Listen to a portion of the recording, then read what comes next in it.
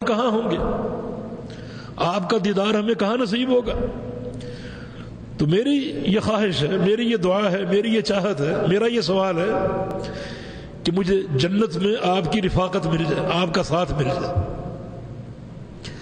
میرے بھائی، یہ کامیابی رسول اللہ صلی اللہ علیہ وسلم نے کیا فرمایا کہ اعنی علی نفسک بکثرۃ السجود۔ یہ نہیں کہ جاؤ تم کامیاب ہو، جیسے دنیا میں کہتے ہیں کہ بابا جی نے کمر پہ ہاتھ پھیر دیا، بیڑا پار ہو گیا۔ بیڑے ایسے پار ہوتے ہیں؟ سردار کائنات فرماتے ہیں اعنی علی نفسک بکثرۃ السجود۔ اے میرے صحابی، اگر تم یہ مقام چاہتے ہو کہ جنت بھی ملے اور میری رفاقت بھی ملے، تو راتوں کو اٹھ کر کثرت سے نفل پڑھا کرو، اللہ کے دربار میں سجدے کیا کرو۔ جتنے سجدے کرو گے تمہارا یہ راستہ اتنا آسان ہو جائے گا، تمہیں جنت بھی حاصل ہوگی اور میری رفاقت بھی حاصل ہوگی۔ یہاں بھی بتانا یہ مقصود ہے کہ صحابہ کرام کی سوچ کا محور کیا تھا۔ یہ دنیا نہیں تھی، آخرت تھی۔ دنیا کی کامیابی نہیں ہے، یہ بڑی عارضی سی کامیابی۔ اصل کامیابی آخرت کی کامیابی، جو اللہ پاک نے فرما دی، من زحزح عن النار وادخل الجنۃ فقد فاز۔ جس شخص کو جہنم سے بچا لیا جائے اور جنت میں داخل کر دیا جائے، وہ کامیاب ہے۔ میرے دوست اور بھائیو، جو میں نے سورہ غاشیہ کی، سورۃ الاعلی کی چند آیتیں شروع میں آپ کو سنائی، ان میں اللہ تعالیٰ نے اخروی کامیابی کے لیے 3 اصول بیان کیے ہیں کہ بھائی یہ کامیابی محنت سے ملے گی، محنت سے۔ یہ کامیابی ایسی نہیں ہے کہ آپ دنیا میں کسی بہروپیے کی سازش کا شکار ہو جائیں۔ میرا تعلق صوبہ سندھ سے، کراچی سے۔ وہاں جو دیہات ہیں، دور دراز کی بستیاں اور دیہات اور گوٹھ ہیں، وہاں کے لوگ اپنے پیروں کے ساتھ منسلک ہیں۔ ان کو سال بعد نذرانہ پیش کرتے ہیں، کوئی گائے پیش کر دی، بکری پیش کر دی، یا کچھ پیسے دے دیے، اور ان کا عقیدہ یہ ہے کہ اب یہ ہمارا پیر ہماری دنیا، ہماری قبر اور ہماری آخرت کے سارے کام سنبھال لے گا۔ اب ہم نے نماز نہیں پڑھنی، روزے نہیں رکھنے، پیر صاحب کو جو پیسے جو دے دیے بس ہمارا کام بن گیا۔ یہ ان کا عقیدہ۔ اللہ پاک کا فرمان ہے، یا ایھا الذین آمنوا ان کثیرا من الاحبار والرہبان لیأکلون اموال الناس بالباطل ویصدون عن سبیل اللہ۔ اے ایمان والو، خبردار، چکنے ہو جاؤ۔ بہت سے مولوی، بہت سے صوفی اور راہب تمہارے پاس آئیں گے، تمہارا مال بھی کھائیں گے اور تم کو اللہ کے دین سے دور بھی کر دیں گے۔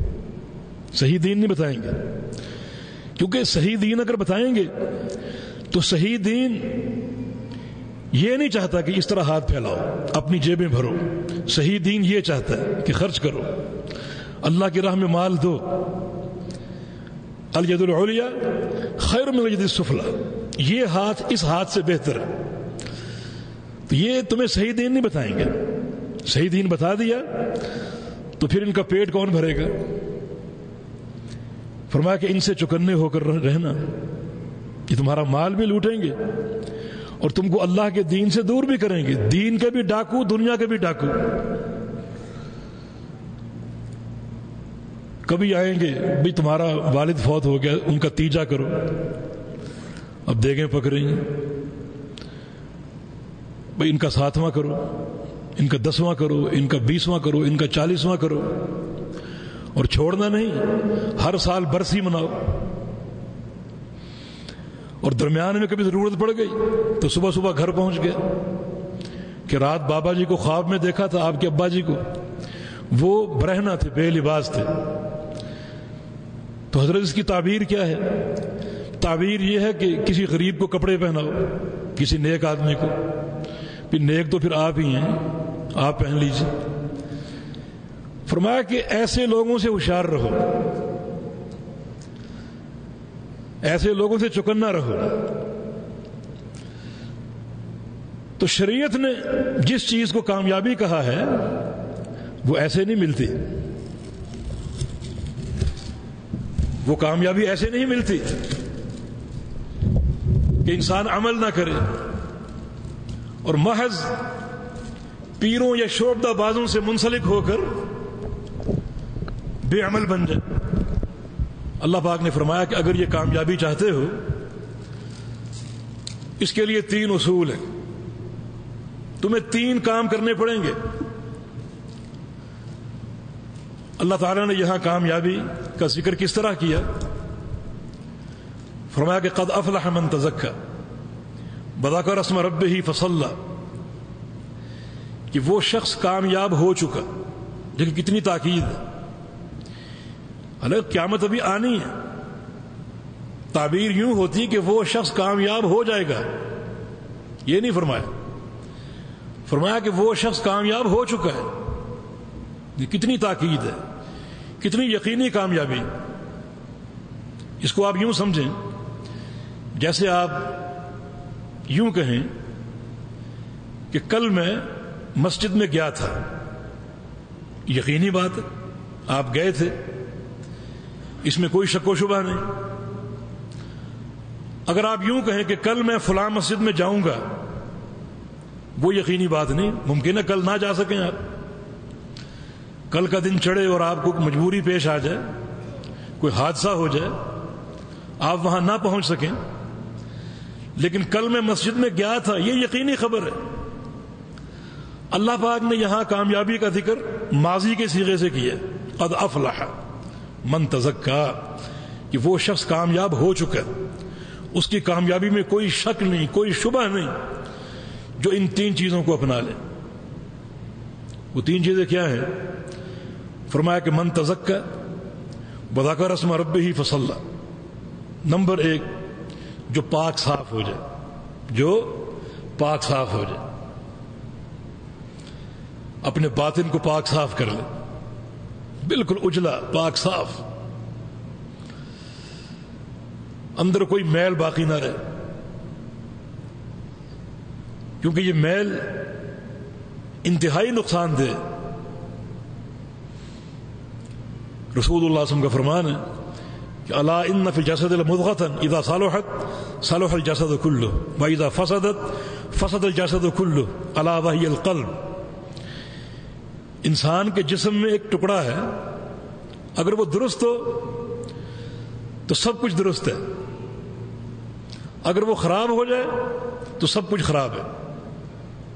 وہ ٹکڑا انسان کا دل ہے، اس کا معنی اسے درست کرنا ہے۔ من تزکا، جو بالکل پاک صاف ہو جائے۔ کس چیز سے پاک صاف ہو جائے؟ وہ کون سی چیزیں ہیں جو انسان کے دل کو فاسد کرتی ہیں، خراب کرتی ہیں؟ میرے دوست اور بھائیو، وہ بہت سی چیزیں جن میں سے ایک شرک ہے۔